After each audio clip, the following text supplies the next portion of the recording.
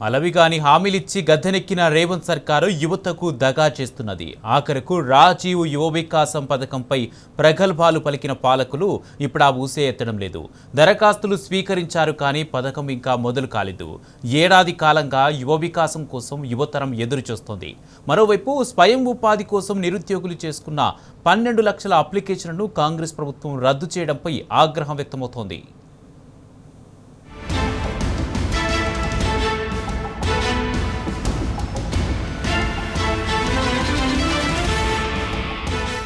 రాజీవ్ యువ వికాస పథకంపై ప్రగల్భాలు పలికిన కాంగ్రెస్ సర్కార్ ఆచరణలో యువతకు అతిగతి లేకుండా చేసింది. సబ్సిడీ రుణాలను అందిస్తామని ఊదరగొట్టి ప్రకటన పేరిట ప్రచారం చేసుకున్న పాలకులు ఇప్పుడు ఆ ఊసే ఎత్తడం లేదు. దరఖాస్తుల స్వీకరణతోనే ఆర్వైవి పథకం అటకెక్కించింది. ఏడాది గడిచినా ఇప్పటికీ రుణాలు మంజూరు చేయలేదు. ప్రభుత్వ పెద్దలను అడిగినా స్పందన కరువైంది. మరోవైపు గత బీఆర్ఎస్ హయాంలో రుణాల కోసం యువత చేసుకున్న దరఖాస్తులను సైతం ఆన్లైన్ నుంచి పూర్తిగా తొలగించి ఏకంగా రద్దు చేసింది. దీంతో అసలు రేవంత్ సర్కార్ రుణాలను ఇస్తుందా ఇవ్వదా అనేది తెలియక యువత ఆందోళన చెందుతోంది. తక్షణం రుణాలను ఇవ్వాలని డిమాండ్ చేస్తోంది.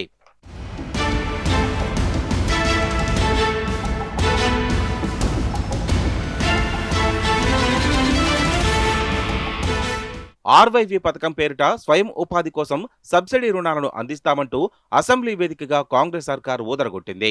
గతేడాది ఫిబ్రవరిలో అసెంబ్లీ వేదికగా పథకం కోసం 6,000 కోట్లు కేటాయిస్తున్నట్లు ప్రకటించింది.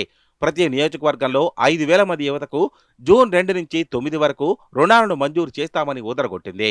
ఏప్రిల్ 14 వరకు దరఖాస్తులను స్వీకరించగా 16,23,643 మంది దరఖాస్తులు చేసుకున్నారు. ఆ తర్వాత లబ్ధిదారుల ఎంపికకు ప్రత్యేక మార్గదర్శకాలను జారీ చేసింది. జనాభా దామాషా కేటగిరీల వారీగా మంజూరైన యూనిట్లకు 2025 మే 20లోగా అర్హులను మండల స్థాయి కమిటీలు ఎంపిక చేయాలని సూచించింది. ఆ జాబితాలను జిల్లా కమిటీలు పరిశీలించి అదే నెల 31లోగా తుది జాబితాను సిద్ధం చేసి ఇన్ఛార్జి మంత్రి ఆమోదంతో లబ్ధిదారులను ప్రకటించాలని ఆదేశించింది.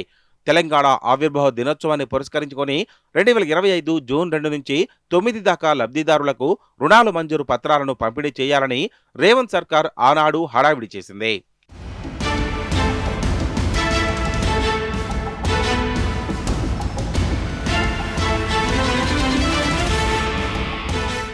ఆర్వైవి పథకం దరఖాస్తుల్లో 70% మంది యువతకు రాష్ట్ర ప్రభుత్వం మొండి చేయి చూపింది.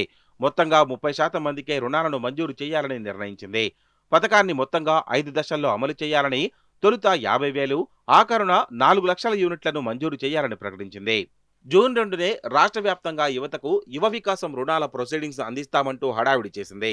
అధికారులను ఉరుకులు పరుగులు పెట్టించింది. ఆచరణలో ఏడాది గడిచినా ఆ ప్రక్రియ నేటికి ఒక్క అడుగు కూడా ముందుకు పడని పరిస్థితి నెలకొంది. నానా హంగామా చేసిన సర్కార్ ఇప్పుడు ఆ ఊసే ఎత్తడం లేదు. ముఖ్యమంత్రి, మంత్రులు కనీసం రాజీవ్ యువ వికాసం పథకాన్ని సైతం ఉచ్చరించడం లేదంటే పరిస్థితిని అర్థం చేసుకోవచ్చు.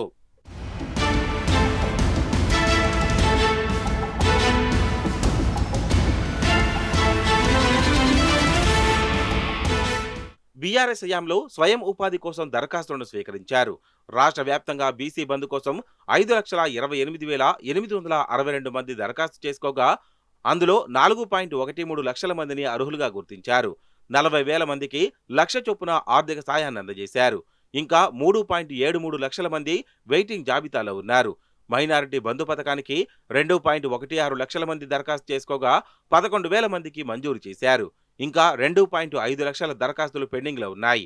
అటు ఎస్సీ కార్పొరేషన్ ద్వారా కూడా స్వయం ఉపాధి కోసం యువత నుంచి నాడు దరఖాస్తులు స్వీకరించింది. దాదాపు 3 లక్షలకు పైగా దరఖాస్తులు పెండింగ్లో ఉన్నాయని గణాంకాలు చెబుతున్నాయి. సెర్చ్, మెప్మా తదితర డ్వాక్రా సంఘాల కింద సబ్సిడీ రుణాల దరఖాస్తులు పెండింగ్లో ఉన్నాయి. ట్రైకార్ సంస్థ ద్వారా 2019-21కి గాను గిరిజన యువతీ యువకుల నుంచి దరఖాస్తులను స్వీకరించింది. అందులో 30,000 మందికి రుణాలను మంజూరు చేసింది. వారి బ్యాంకు ఖాతాల్లో జమ చేయడానికి 219 కోట్ల విలువైన చెక్కులను సిద్ధం చేసి క్లియరెన్స్ కోసం ఆర్థిక శాఖకు పంపింది. కానీ రేవంత్ సర్కార్ ఇప్పటికీ నిధులను విడుదల చేయలేదు.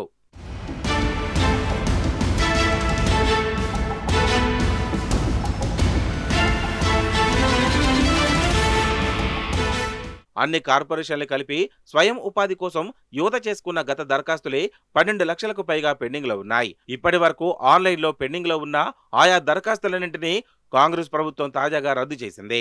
దరఖాస్తులను ఆన్లైన్ నుంచి పూర్తిగా తొలగించింది.